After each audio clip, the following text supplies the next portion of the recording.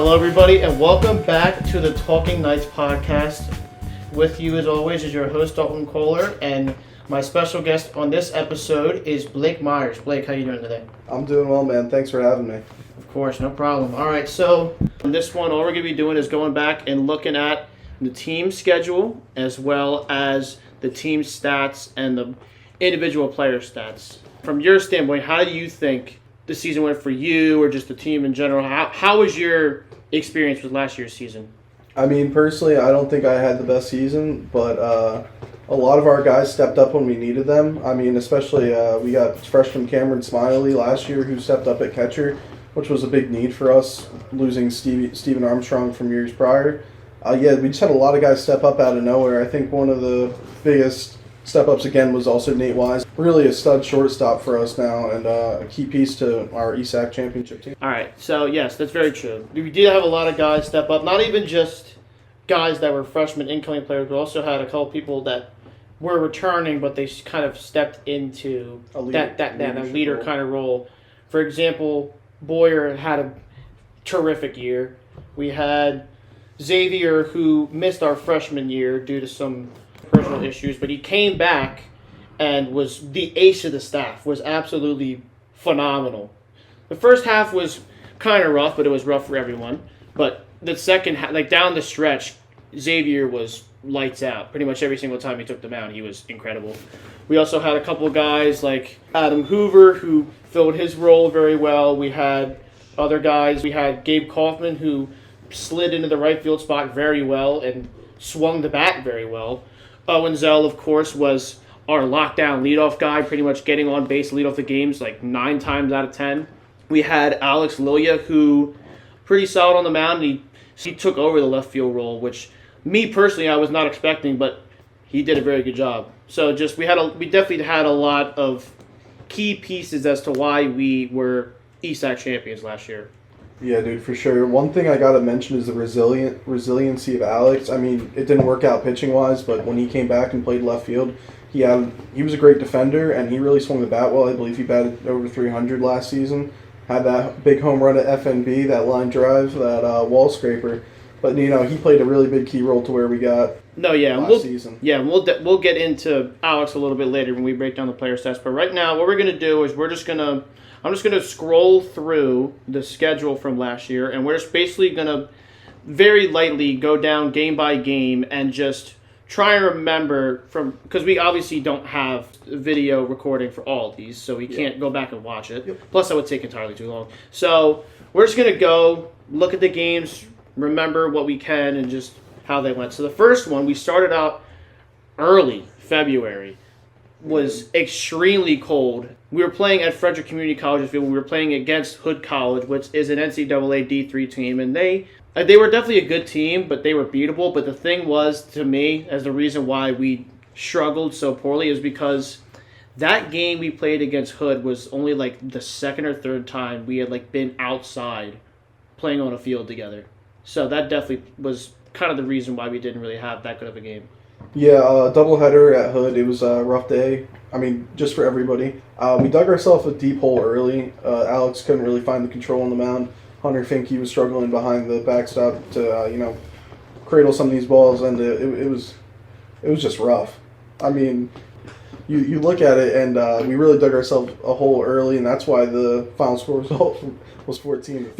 No, yeah, for sure. I mean, 14-3. I know it's the first game of the year, but it's definitely not the way you want to start. And then 5-2, it was a more competitive game, but still, just the offense couldn't get it going. The defense was very shaky at times. I know for me, I pitched a second game, and I had a really bad error, and there was some miscommunications in the field and stuff like that, so it wasn't our best day. So then after that, the next game we played March 5th, a doubleheader again against Montgomery County Community College. Now, I will say, they definitely were not as strong of an opponent as Hood, and the thing was, I don't know what happened, but we were not playing our best baseball at all. We definitely should have, at least in my opinion, we should have walked out of there with at least one win, if not two.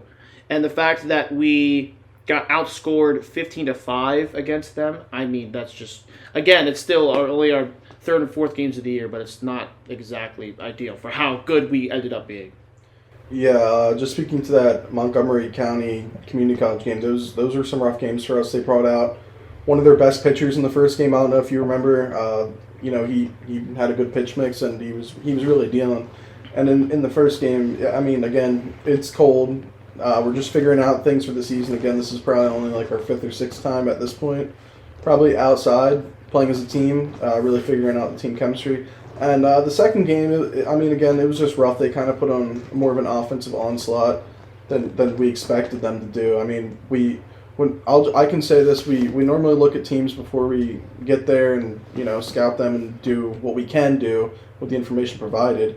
And I thought we were going to play very well in this game. I mean, you look at Alex Lilja, who struggled again in this game, 10 walks. Tallied up 5 strikeouts, but gave up 9 earned runs throughout 3 and 1 thirds, and that's a problem for us. Zerby pitched well. Matt Dodds got in there, and then I think we really figured out Xavier Hernandez and how dominant he could be on the mound. No, yeah, for sure. And it's just the thing is, I mean, if you're looking at it from this standpoint, right? They had 11 runs total, 12 walks, but they only had 4 hits. Yeah. If you're looking at it, if you have a game where you're only allowing 4 hits, more often than not, you should win those games, even with a couple walks. But the big problem was just walks killed us that game, for sure. And then if we're looking at the hitting, I mean, we had 3 hits total with 5 runs somehow, because we also had 2 walks as a team. We also had 6 strikeouts. So, yeah, I mean, we were getting some people on, but not enough. And even when we did, the situational hitting just wasn't there. But again, it being our 4th game of the year, I wouldn't really expect that. Yeah, for sure. All right, so then the next doubleheader will move to Dundalk. We split that one. The first game we unfortunately lost 8-4, which at one point we did go down early. Leadoff homer that I let up. It was unfortunate. The guy put a pretty good swing on it. There's not much that can be done. But we ended up tying it up. Tied it up 4-4. After a big hit from Brady Park. A huge pinch hit from Brady Park. Definitely his defining moment from last year. And then, unfortunately, Colby Criswell came in to pitch. Although I'm not saying it's his fault at all, but the guy killed that ball over the scoreboard. Yeah, going back to that day, it was another cold day. It actually started snowing while we were playing. It did. Colby's a good pitcher, man. It's the only thing is finding control and finding consistency with the strike zone. I think was a big problem. And once he started leaving pitches down the middle, a small field, things are going to get hit. Yeah. Dundalk was a fantastic hitting team. No, they were a really good hitting team.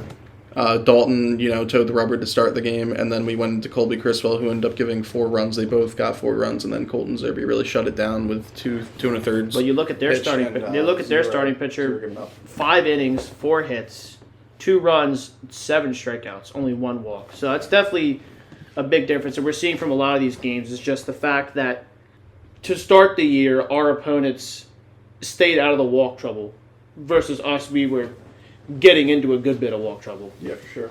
And then we got our first win of the year against Dundalk. We won 5-4. It was a very, very tight game. In fact, we went up 5-1 after the 4th.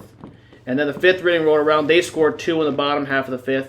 And then they scored 1 of the 7th to make it even closer off of Colton Zerby. But we did pull it out. We got the win. Xavier Hernandez got the win. It was his first one of the year. And he shoved. I remember this game very well, and he was a force out there. And not just him pitching as well, but his energy was also, top notch. He was, getting amped up after every single pitch. Every single time he struck someone out, he was celebrating it and getting into it. I loved Xavier's energy that day.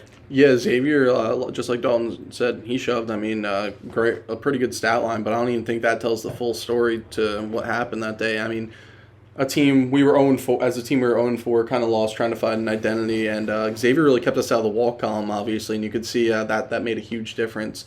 He only walked 2 guys, and then Colton Zerby came in for the save. We ended up getting the win at Dundalk, and I'd say an overall happy bus ride home back to Central Penn. Oh, for sure. It was definitely a good bus ride home. So then we played a doubleheader against Penn State Fayette. I will say their offense was definitely pretty solid. I mean, they put up 8 and 11, which was not bad, but we put up 12 and 13, so we were good enough to get away with a sweep there. I mean, our pitching was not necessarily our strength that day. It wasn't horrible. We also were kind of almost like pitching by committee, where we're just like having guys eat a couple innings, go out there and just do what they need to do. And for the most part, I mean, yes, we did allow 8 runs that first game, but we came away with the win, so it really doesn't matter. But obviously, a big thing that we're seeing here, 11 walks we gave up. Although we had 8, so it wasn't too bad, but I mean, 11 walks for the pitching staff is not necessarily ideal, although we did come away with the win. Yeah, the offense really showed what they were all about in this game. I mean, 12 earned runs on the starting pitcher, that should win you most games. But like you said, the walks still really killed us at that time. I mean, it's just a problem because we keep building ourselves holes, but luckily we were able to, outslug Penn State Fayette and ultimately get the win. No, yeah, sure. I mean, if you're looking at the key offensive players, I mean, you had Owen Zell going 2 for 2 with a walk, 3 runs scored. You had Adam Hoover going 1 for 2 with 2 walks, 3 RBIs, and 2 runs scored. You had Zach Boyer going 1 for 3 with 2 RBIs and a run scored. You had Nate Wise, who was 1 for 3 with a walk and a run scored. You had Gabe going 2 for 3. You had Ryan Stevens go 1 for 4. You had Cam Smiley 1 for 2. You had Jafrandi Montero go 2 for 3 with 3 runs scored and a walk on his own. I mean, pretty much 1 through 9, the offense was stellar that day, or that game at least. And then we went to the next game where we pulled out 13-11, so a lot closer game, but I mean, again, look at the offense. Owen Zell 2 for 5 with 2 runs scored. Ryan Stevens 2 for 4, 2 runs scored. Zach Boyer 1 for 3, a run scored and an RBI. Nate Wise 2 for 3, 2 runs scored. Gabe Kaufman 2 for 3, 2 runs scored, 3 RBIs. You had Kevon Davis 1 for 3 with a run scored and 2 RBIs. You had Hunter Finke go 2 for 2 with 3 RBIs. You had Colby Criswell 1 for 4. Getting offensive production from everybody was key that game. Yeah, for sure. Just kind of like the first game, another slugfest, really. Alex kind of towed the rubber for us in that game. I mean, that so far as long as start of the season, which was 3 2/3 innings pitch. Again, not really keeping down the walks, but kept it down enough to the point where we could slide out with a win. Like I said, if I'm going to be honest, those games should not have been as close as they were. I think later in the season we probably would have done, a little bit more damage, but hey, we got by with the W. It was our first game at FMB last season.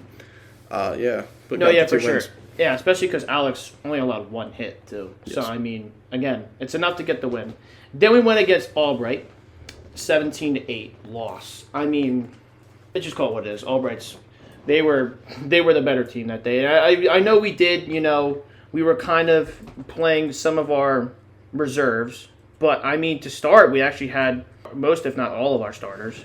I mean, we had guys that had solid days. Like Owen was 2 for 3.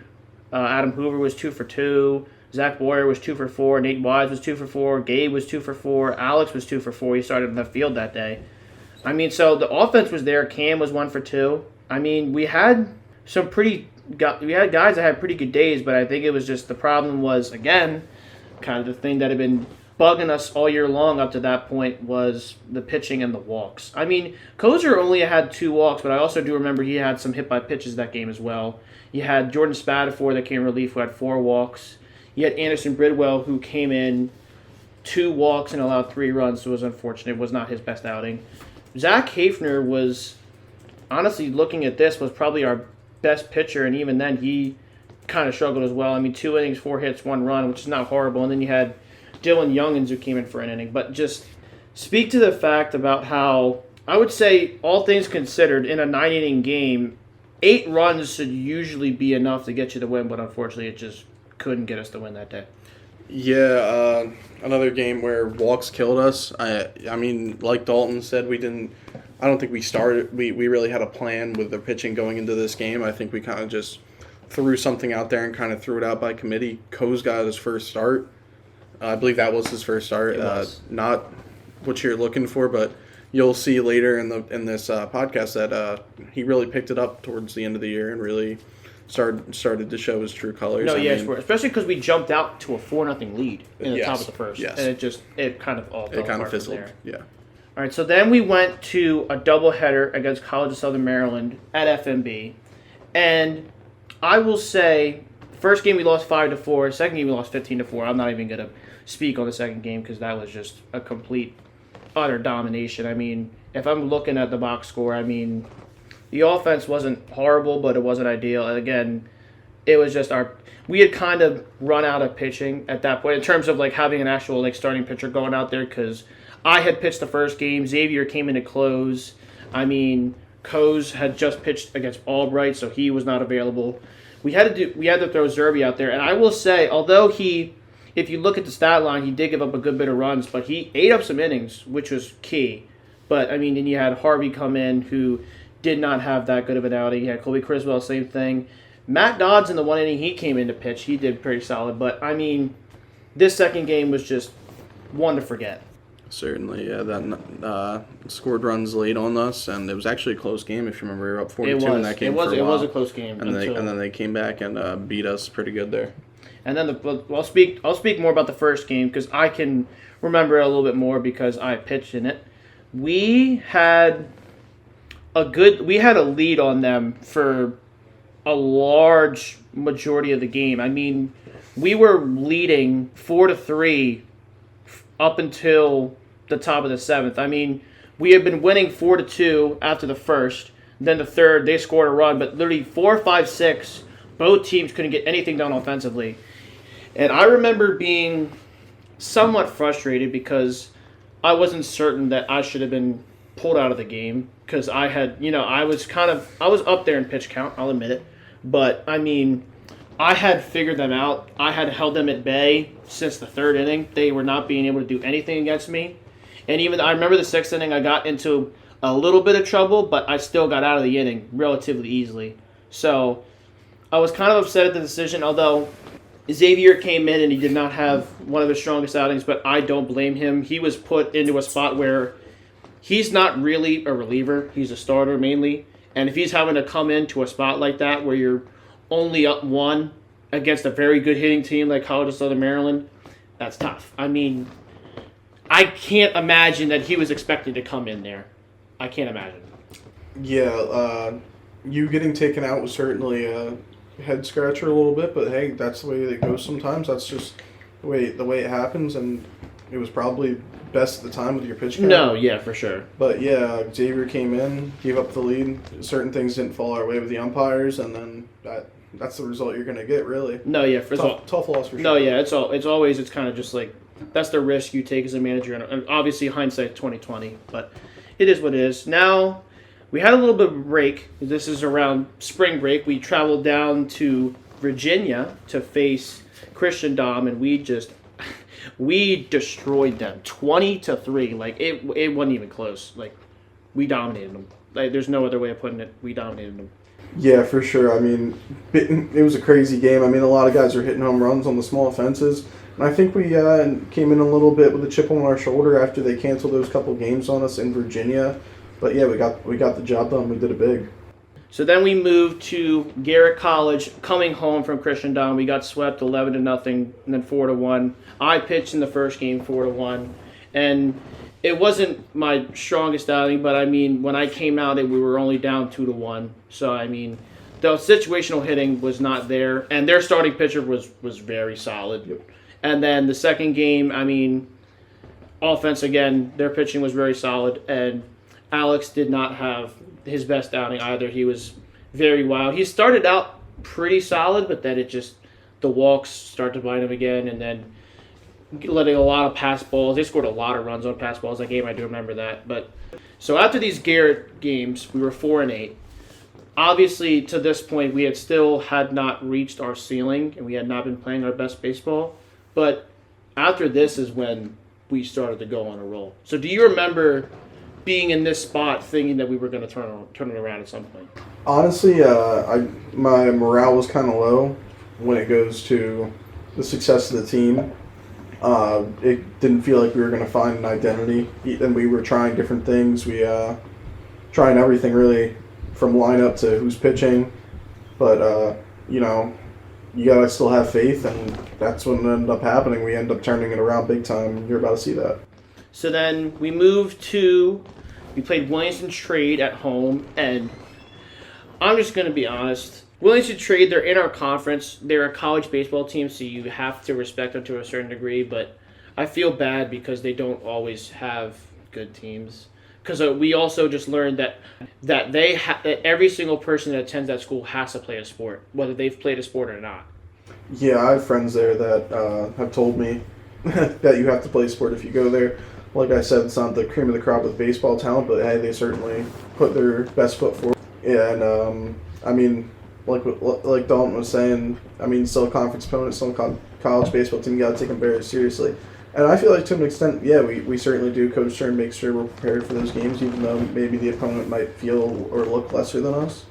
We're still ready for those games, and give that props to the team and the coaching staff. No, yeah, it's just tough when you're having to deal with working with guys that haven't necessarily played as much high-level baseball as guys that other programs, not even just ours, but also Bucks County is in our conference, and they definitely have some good guys on their team.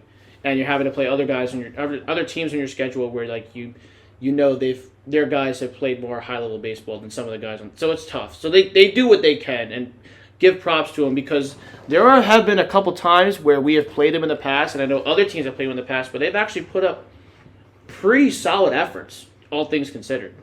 Yeah, like I said, you got to respect themselves as a college opponent, and sometimes they'll come out and surprise you. So you gotta keep an eye out.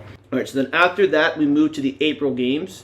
We had a home stint in the net against Penn State York. And this one I feel like we should have walked away with a sweep. Now, we did win the second one 6-1. I remember Zach Hafner had an absolute gem on the mound. He pitched phenomenally. But unfortunately, we walked away with a 9-8 loss in the first game. And I feel like we definitely should have won that game. There were plenty of times where we not only could have taken the lead, but put it away. So just what can you remember about that game and what your opinion on it was?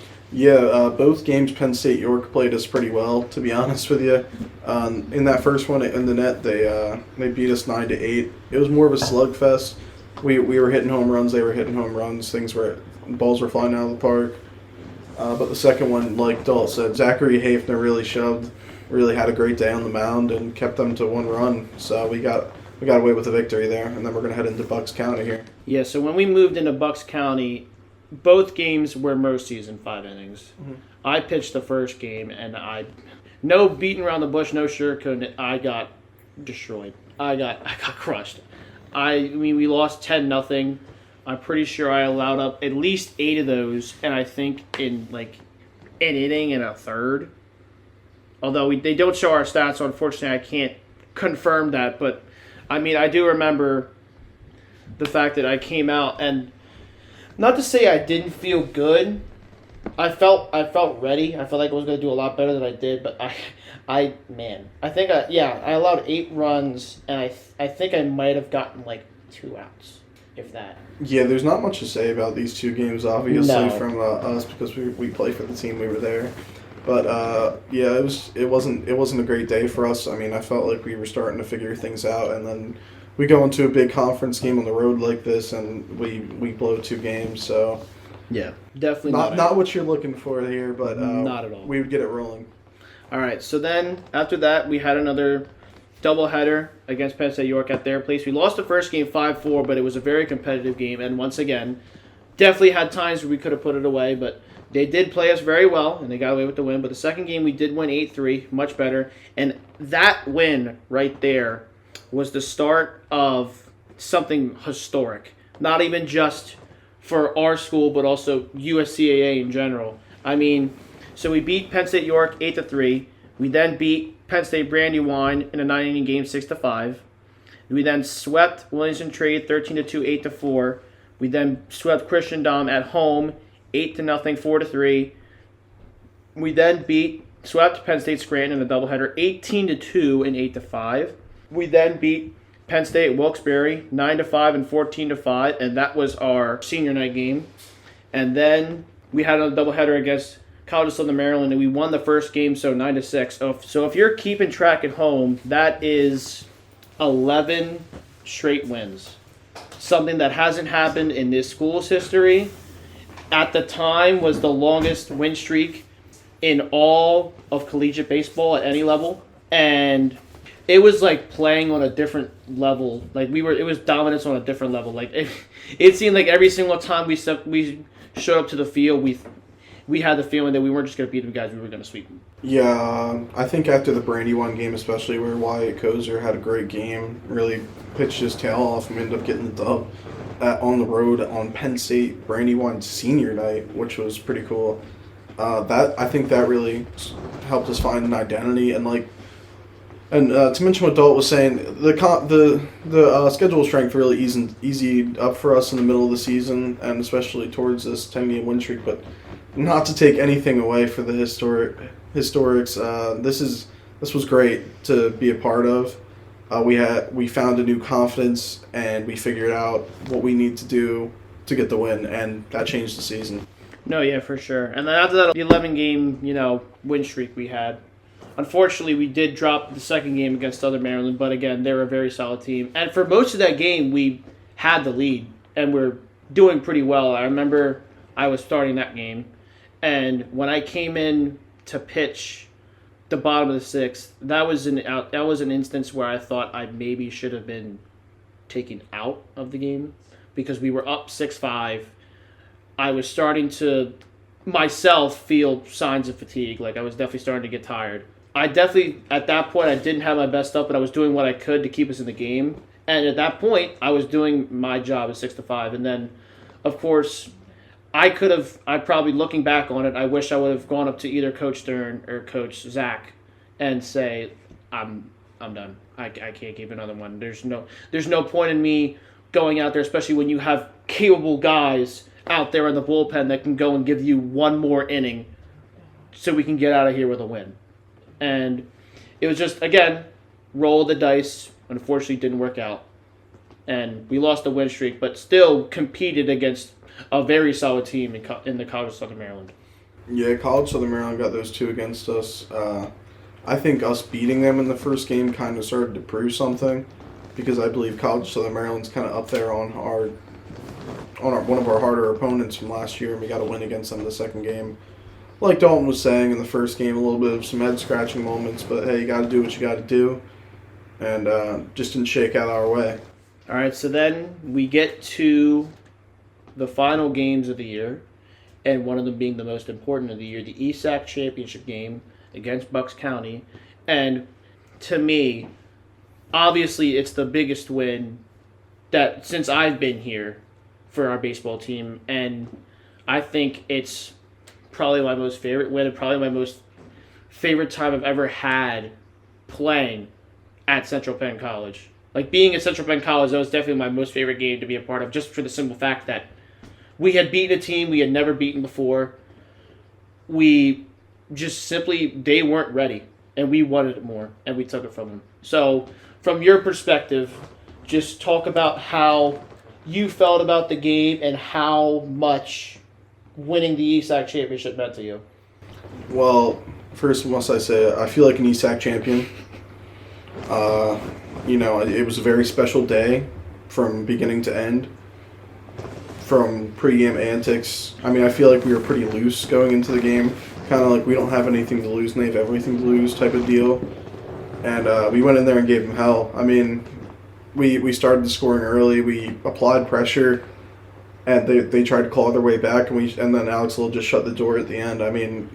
Nothing more special than winning a championship, and especially with the group of guys we had. It was just great. Everything. It was all great. Yeah, I believe I was sitting next to you when it happened. Yes, we were sitting. Okay, I was sitting next to you for. I was just about to mention this. So I was sitting next to you for most of the game, and I remember after we went up, even when we took the lead 3-2, I was like, "Yo, we're doing really good right now." Yeah. It was kind of unexpected because again, we just had played them like a little more than a month ago, and those games were not competitive at all. To put it lightly, both times we played them was not competitive.